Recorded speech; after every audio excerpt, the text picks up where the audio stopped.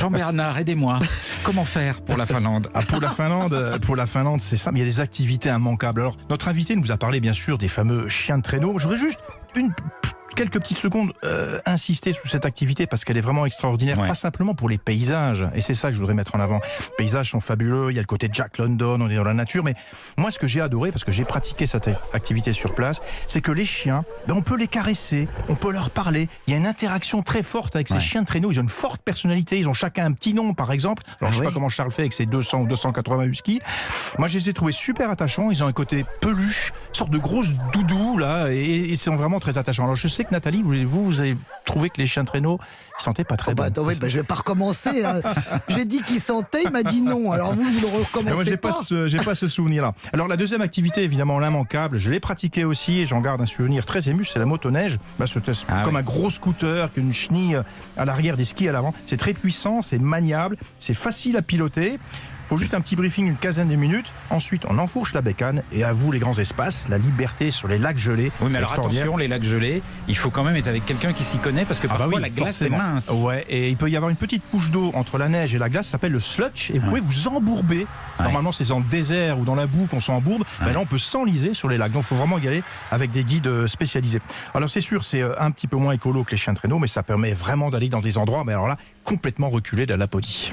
Alors, il y a quelque chose dont on n'a pas parlé encore, et il faut absolument l'évoquer parce que c'est un spectacle à avoir une fois dans sa vie. Ce sont les aurores boréales. Ça, c'est magnifique. Vous en avez vu, Jean-Bernard? Bah oui, je suis allé à la chasse aux aurores boréales. C'est comme ça que ça s'appelle. On va les chasser, les aurores boréales. C'est pas facile à chasser, hein? Alors, c'est pas facile. Alors, moi, je vous raconte un peu l'expérience que j'ai vécue. On était dans une chambre d'hôte en pleine nature. Et après le repas du soir, on a fait le guet. On guette. On est à l'affût. On est à l'affût des aurores boréales avec nos appareils photo. Et soudain, elles sont apparues dans le ciel comme d'immenses draperies, tantôt vert émeraude, tantôt orangé, des nuances de jaune, de rose et de bleu. Et surtout, ça bouge. C'est ça qui est extraordinaire. C'est animé en soirée dans un jeu vidéo, comme d'une espèce de danse céleste. C'est un spectacle qu'il faut vraiment avoir vu au moins une fois dans sa vie. C'est vrai, c'est une immense draperie qui couvre tout le ciel. Hein. C'est incroyable. Sauf que, Philippe, on ne les voit pas à coup sûr. Il faut évidemment que le ciel soit bien dégagé, mais sur place, c'est tellement bien organisé, on reste quand même en Scandinavie.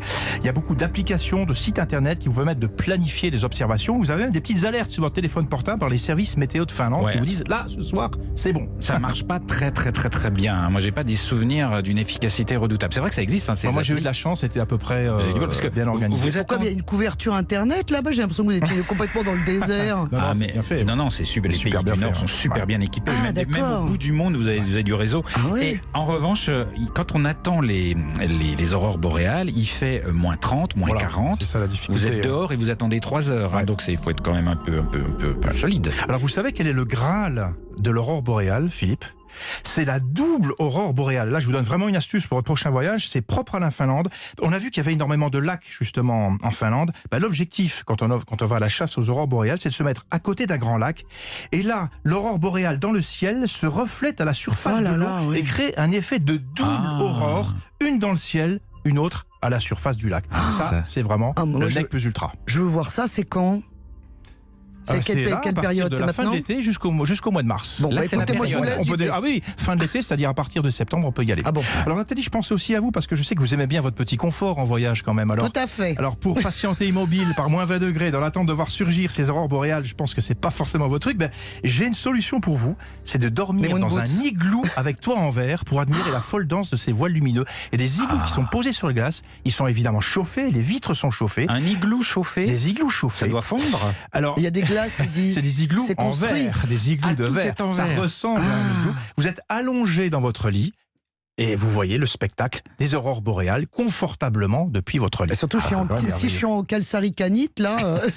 ah oui, ça serait pas mal. C'est le moment de l'apéro. Non, mais ça c'est super. C'est la solution. Mais c'est la solution pour les gens qui n'ont pas envie de patienter 3 heures par moins 30 degrés. Ce que j'ai fait, d'ailleurs, je confirme que c'était un petit peu engagé. Et le matelas est confortable? Oui, mais très confortable. Tout confort. Ils sont très bien organisés, les Finlandais, pour ça. Alors, il y a une activité assez rigolote, c'est la pêche au trou. Ouais, la pêche au trou. On appelle, Nathalie, ne riez pas, on appelle ça la pêche sous la glace en fait. Moi je l'ai fait avec un guide Sami, les Sami c'est les Lapons. Il m'a emmené sur un lac gelé, on s'est arrêté sur un endroit qui était assez éloigné du bord et je me demandais bien ce qu'on allait faire. Et il y avait un sac à dos et de son sac, vous savez ce qu'il a sorti? Un vilebrequin. Un vilebrequin de voiture. Et il a découpé avec le vilebrequin, il a découpé un trou, enfin une chignole, il a découpé un trou dans la couche de glace. On a sorti des chaises de camping et on a pris les lignes de canne à pêche, on a plongé ces lignes dans l'eau glacée du lac. Résultat, au bout d'une heure, 2 brochets. On est ensuite allé se mettre à l'abri dans une cabane en bois. On a fait un feu de bois et grillé notre poisson. Et ça, c'est une expérience aussi typiquement laponne. Ah, génial. Ah oui, c'est génial. Une belle vie. Hein. Ah, c'est pas mal. Ouais. C'est pas mal. Le contact de la nature. Voilà. Et alors, à la Laponie, en revanche, j'ai pas des souvenirs de grande gastronomie quand même. Hein. Alors, on a vu pommes de terre, il nous a dit tout à l'heure. Ouais, écoutez, c'est en train de changer, Philippe. Voilà. Étonnamment, on ne mange pas que du saumon gravlax là-bas. La cuisine nordique a effectivement cette réputation d'être un peu lisse, un peu pas très variée. Mais cette époque-là, elle est révolue. Il y a une nouvelle vague de chefs qui a remis des recettes lapones au goût le jour. Ils sont allés puiser ces recettes dans les cuisines familiales. Alors, le produit vedette, c'est bien entendu le renne, qui est décliné de toutes les façons. Il n'y a pas que dans le cochon que tout est bon, aussi dans le renne. Nathalie, pour votre petit déjeuner, je vous conseille des crêpes au sang de renne. Mais voyons, un plat bien qui sûr. tient bien au corps. Le sang de renne, il est mélangé à de la farine, du lait, de la crème, mais parfois à de la bière.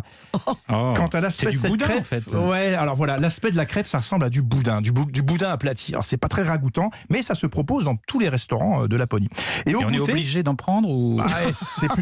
c'est plutôt bon, c'est plein de qualité nutritionnelle quand même. Hein, Pensez au moins 40 à l'extérieur, ça va vous aider. Alors au goûter, saucisson de Rennes, ça aussi ça tient bien au corps. Alors évidemment, si on est vegan, c'est un peu embêtant, il y a peu de légumes, mais il y a un grand mais, et ça c'est la saison en ce moment où je vous parle. Si vous aimez les fruits, et plus particulièrement les baies, ce qui est mon cas, vous allez vous régaler parce que ces baies, on les cueille là pendant l'été, au début de l'automne. Elles sont gorgées de sucre et de vitamines.